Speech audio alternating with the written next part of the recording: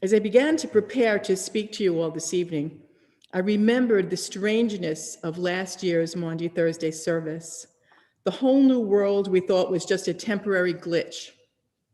Now, here we are again doing Holy Week online. And while it's not so strange anymore, boy, has this been a long haul. And what kept popping into my head was the expression credited to baseball legend Yogi Berra. It's deja vu all over again. Since the beginning of the pandemic, we've been using our morning prayer liturgy for our online worship. Today, as Christine mentioned, because on this day, we commemorate the institution of the Holy Eucharist, Holy Communion, we're observing the liturgy of the Eucharist. I think in the past year, many of us have come to realize that as we join as the body of Christ, yes, even remotely, we are in fact in communion, Holy Communion. So here we are on Maundy Thursday, where we're invited once again into loving relationship with God. And tonight's liturgy is an opportunity to be reminded of the depth of that love of God. On this night, the night before he is killed, Jesus institutes a new sacrament, which is what we reenact in the Eucharist.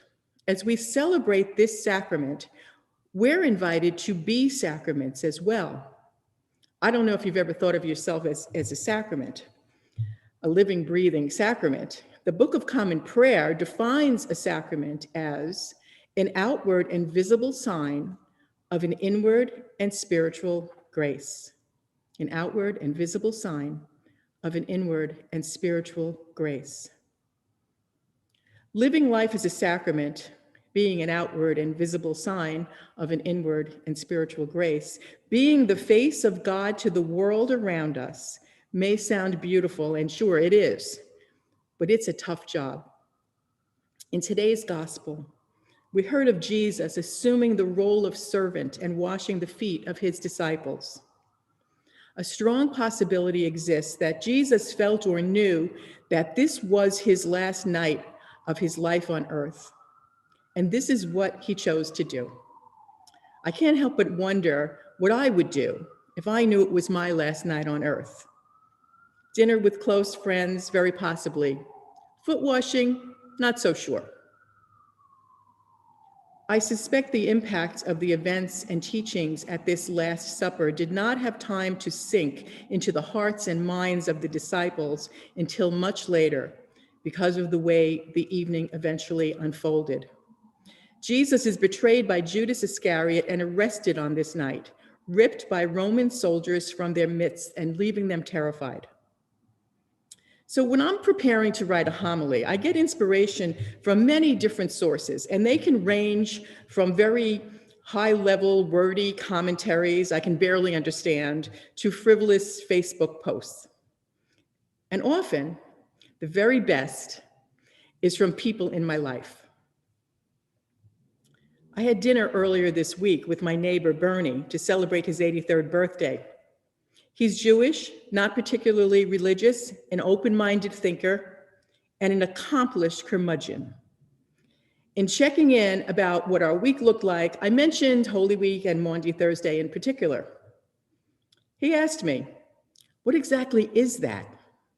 I gave him the short answer. It's the night of the Last Supper. Bernie went on to ask some details about logistics. Who arranged it?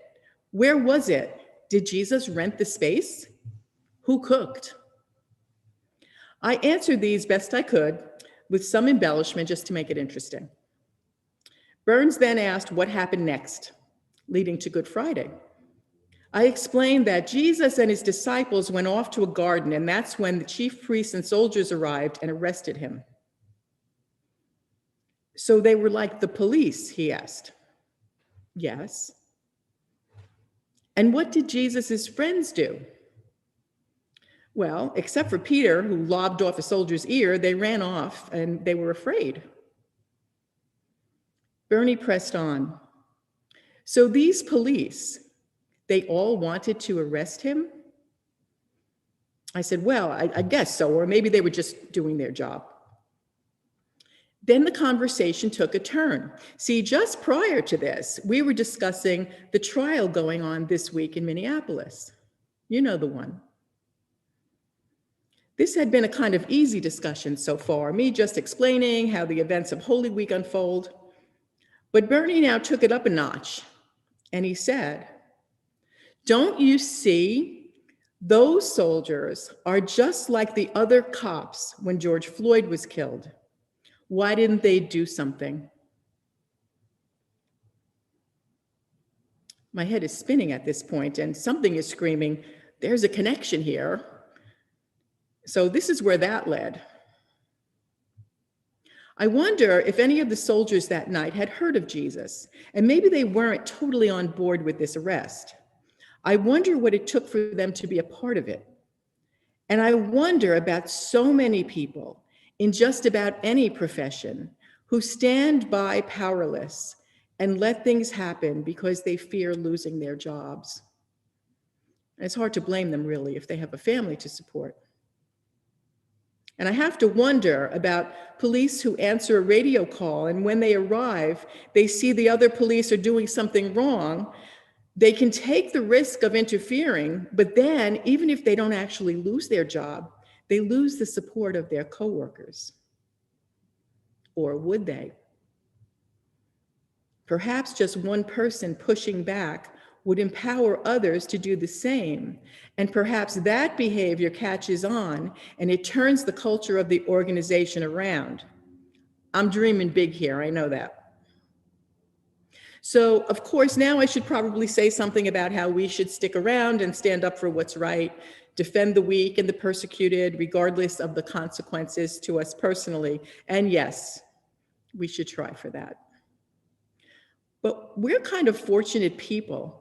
And as bad as our society is, we don't typically run into these situations firsthand in our everyday lives. But we do hear of them, and then they are in our lives. And that's where we intersect with them. So do we keep scrolling, switch the channel, turn the page when it's too uncomfortable? Perhaps even with a prayer and thinking, well, there's really nothing I can do. I know I do sometimes. Sometimes it's just too overwhelming. Sometimes it's just too overwhelming to even know how to pray for it all. The cycle of this past year, starting with the pandemic, we never thought would affect us for more than a few weeks. As we worked through that and tried to figure out how to live and work and worship, then racial tensions exploded and our country was in deep trouble in so many ways. The infection was more than physical. It was deep in the soul of our nation. Now we've passed the 1-year mark and we're beginning to feel a bit of relief that the pandemic can be pushed back and we can survive this in whatever our new normal will be. And then the violence against Asians, which was an undercurrent from the very beginning of the pandemic, fueled by ignorance and the need for a scapegoat. Now, as we're seeing the light at the end of the pandemic, now this hatred has to escalate. So where have we gotten in a year? We're killing one virus, but a nastier one is still rampant.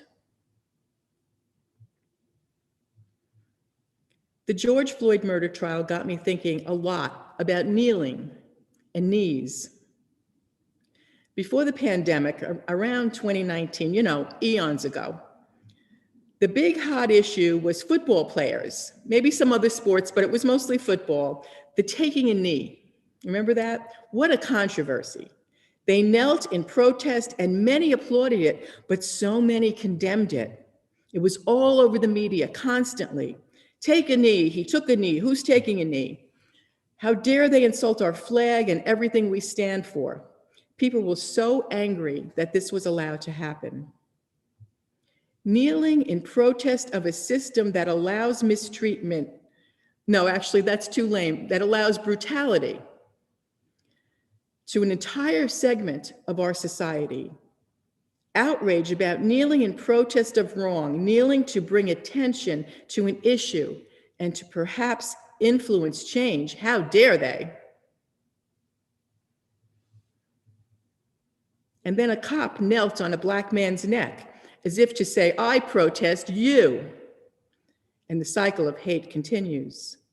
Kneeling, knees.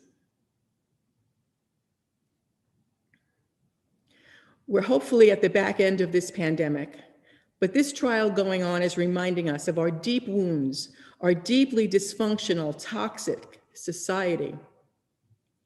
We come to what we hope is the end of the pandemic, having survived in new and wonderful ways with a spirit of cooperation and acknowledgement for what others do, appreciation for the lives of others. There should be a good chance we can emerge from pandemic a changed society, having endured so much, having lost so much together. But here we are a year later, and we're still stifled by this cycle of hate that we can't seem to spin away from. And we mostly feel helpless, that there seems to be really nothing we can do. But the cycle of love continues as well. We are living sacraments, remember, outward and visible signs of an inward and spiritual grace. Tonight, we remember that at the Last Supper, Jesus takes a knee and washes the feet of his friends, turning the master into the servant, showing love as the only way. In the garden, Jesus takes to his knees in pleading prayer before finally accepting his gruesome death. The following day, he falls to his knees 3 times under the weight of carrying his cross. His mother kneels at the foot of the cross. My fellow sacramental people, tonight I bid you to pray, to be humble, to serve and be served, to love and be loved, to gather in communion, remotely, online, and in your hearts, to let our souls kneel into the implications of our sacramental lives that call us to show the face of God to the world by seeing the face of God in the world, an outward and visible sign of an inward and spiritual grace. When you feel there's really nothing you can do, just be a sacrament.